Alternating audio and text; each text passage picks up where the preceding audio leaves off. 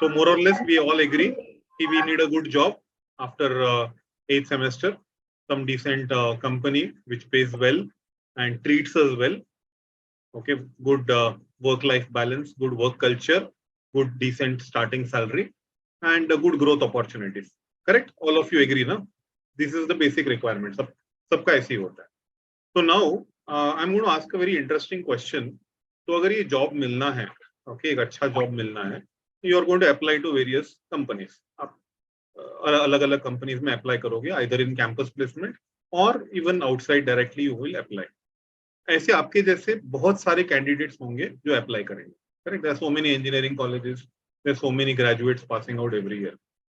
तो how will you get a call for an interview? Have you ever thought about it? आपको किस basis पे लोग बुलाने वाले हैं?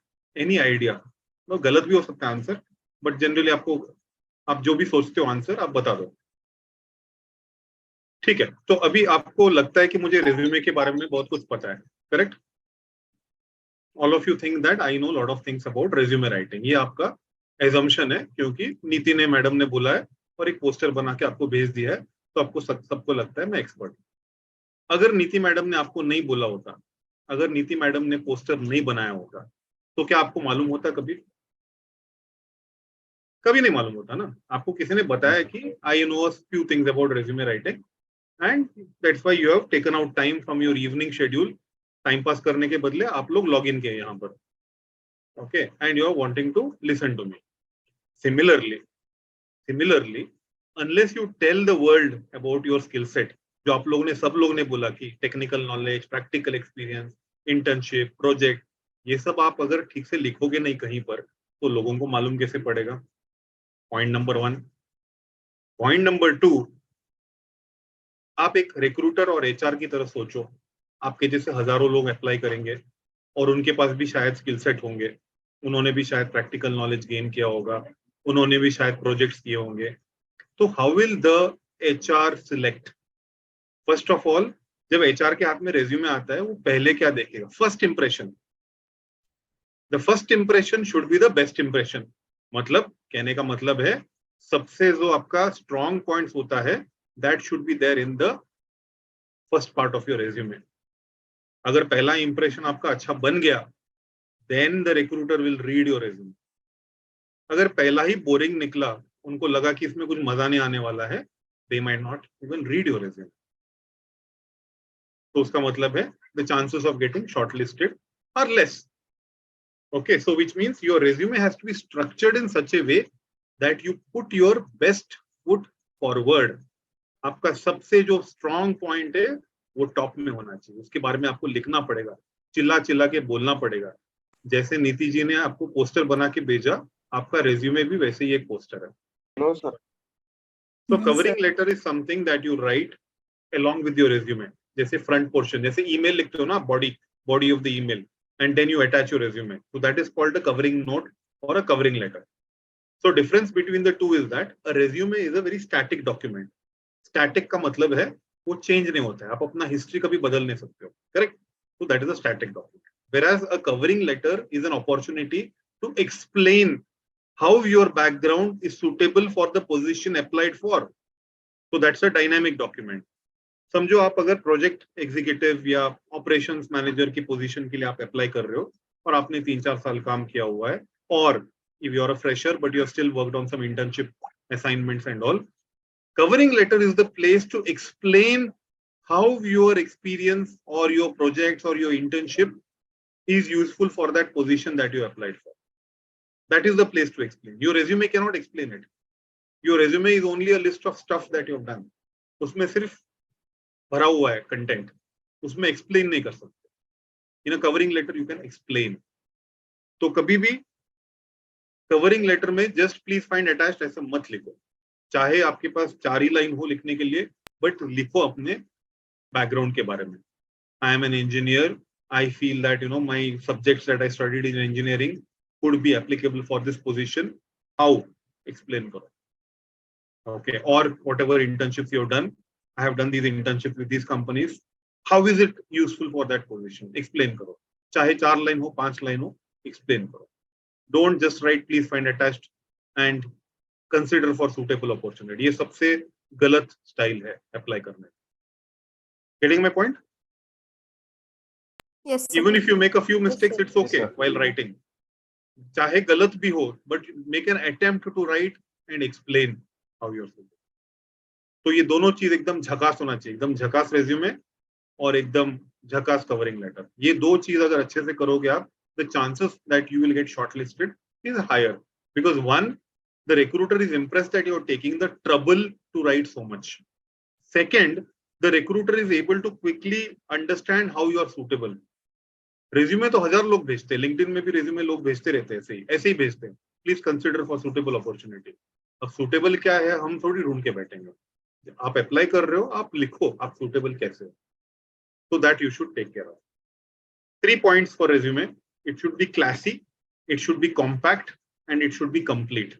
मतलब classy मतलब एकदम देखते हो तो अच्छा लगना चाहिए, कलर कॉम्बिनेशन, स्पेस कितना छोड़ना है, वो सब थोड़ा देखो, वो देखने में अच्छा होना चाहिए। 3-4 लोगों को दिखाओ, does it look good at least, aesthetically pleasing. Second, it should be compact.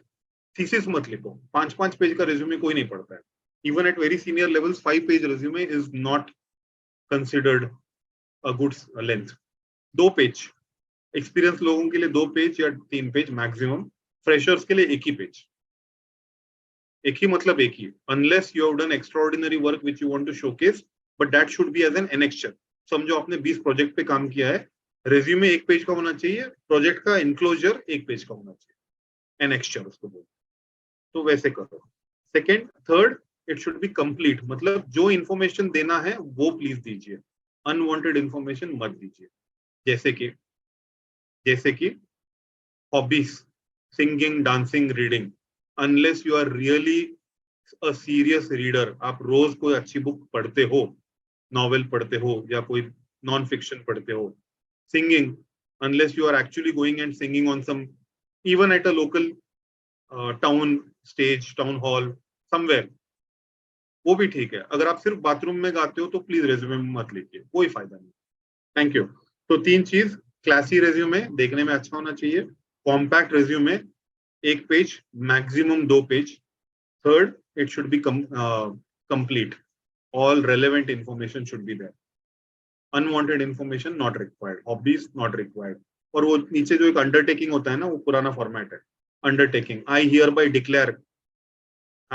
Declare that all information is true to the best of my knowledge and belief. ये मतलब अदालत नहीं है, तो इसकी जरूरत नहीं है।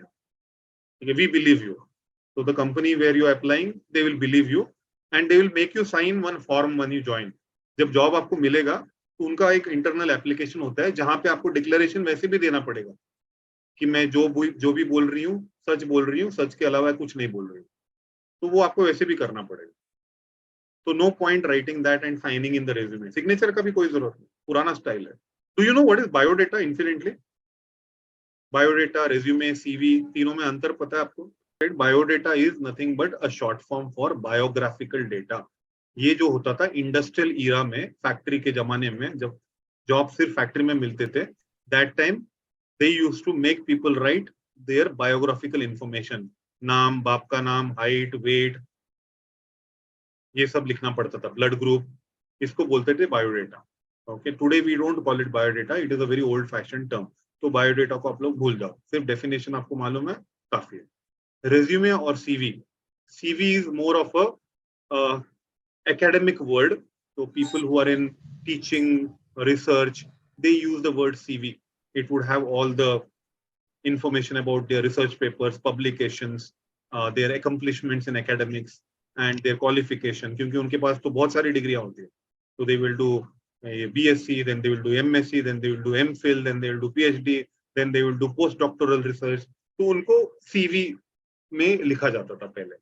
okay, resume is actually the most appropriate word, but however in the corporate sector it is used very interchangeably, the resume as well as the CV. तो उसमें दोनों में कोई गलत चीज नहीं है, तो आप resume बोल सकते हो, CV भी बोल सकते हो, resume is the more appropriate word, ठीक है। Finally there is something called profile भेजो। तो profile is again actually something that is written in a free flowing format and generally used by senior leadership members in any company. तो वो अपना profile भेजते हैं कि 10 साल में मैंने क्या किया, एक 2 पैराग्राफ, ठीक है. So that is called profile. When you are applying for jobs, you don't apply with profiles, you apply with resumes and covering letters. Photo. You're asking about photo. Yes. Photo. If you put photo, it is good. If you don't put also, it's okay. In fact, nowadays people are also making video resumes. Okay, so when they upload on naukri.com or they send by email also, वो लोग अपना एक video profile भी video resume बना के भेजते हैं. मतलब they will speak. तो 2 मिनट का कुछ बात करेंगे अपने बैकग्राउंड के बारे में, वो भी अटैच कर देते हैं क्लिप. तो more information you add, something which can garner interest of the recruiter, better it is. तो रेज्यूमे में आप रेफरेंस मत लिखिए. If you are shortlisted for that job, if they want to make an offer, तभी वो लोग वैसे भी आपसे पूछेंगे. जैसे मैंने बोला था एप्लीकेशन फॉर्म भरना होगा कंपनी का, तभी वो लोग आपको बोलेंगे कि रेफरेंस भी लिखो. That is the only right time you should give references. क्योंकि जिनका नाम आप रेफर कर रहे हो हर जगह उनका आप मोबाइल नंबर और ईमेल आईडी भेजोगे, that is also not good ना. तो what is important in your resume is what are those pluses in your life, what have you achieved, that is important. Okay, for example, if you have worked on some projects since you're a fresher, that becomes the most important thing. If you have scored very good marks in your academics, that becomes important. Please highlight your strengths. If you have written, let's say, the Maharashtra state entrance exam and you got some great rank in your district or state or whatever, please mention that. Any other extraordinary achievement, please mention it. If you have gone for some trekking on the Himalayas and you have reached some peak, you can write about that also. Okay, so anything that makes you stand out of the crowd, you should mention it. And also maybe in the covering letter or even in the interview, you should explain what are those learnings from those achievements. अगर आप football player थे तो आपने जो भी achieve किया उससे आपको क्या सीखने को मिला in your professional life. Somebody had asked whether we need to put complete address or not, or can we just put the city name? Is that good enough? Nowadays, yes, it's good enough.